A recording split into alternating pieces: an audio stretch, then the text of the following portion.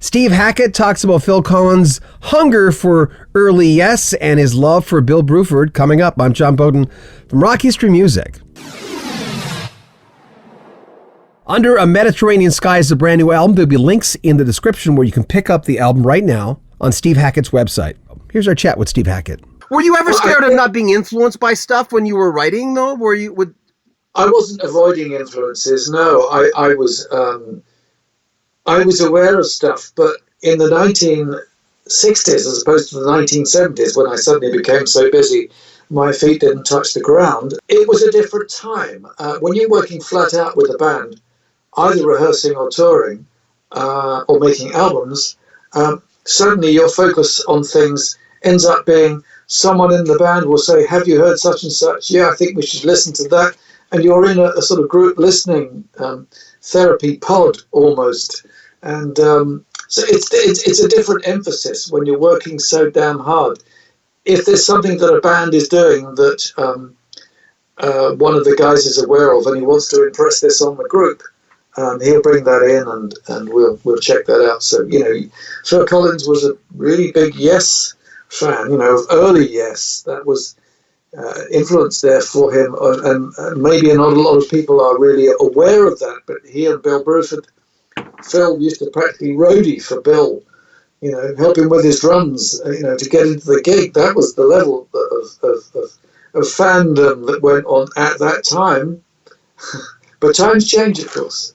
Yeah, I find it interesting when I talked to Bill, he had said, maybe he misunderstood me. I said, well, people say things about Phil Collins and I don't get it. It's kind of like when people say bad things about Ringo Starr. I'm going, but he created that. Technically, he might not be the greatest drummer, but he created those fills. No one was doing it back then. But Bill said, and I don't need you to respond, but just for your information, he said, well, Phil's a great imitator and he can imitate anybody. I'm going, what do you mean by that? And he said, well, he can do imitations of people. I'm going, oh, you mean not his drumming? So I don't know if it was just by the way, someone asked, I don't want you to respond to that. That's okay. I'm not that kind of journalist. I'd be remiss if I didn't ask you about the new book. Tell me about the impetus to put that together.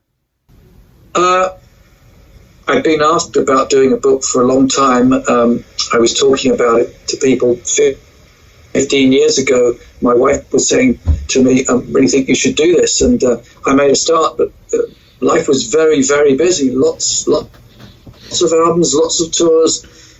Just to be able to keep that up was something. And then in the last 2 years, I basically really knuckled under to pull it through, but I wanted to do lots of rewriting because when I read it back, I thought, if I'm really going to take people there to, 1950s England post-war, what was it like? I have to really dig deep into my feelings and try and be as revealing as possible.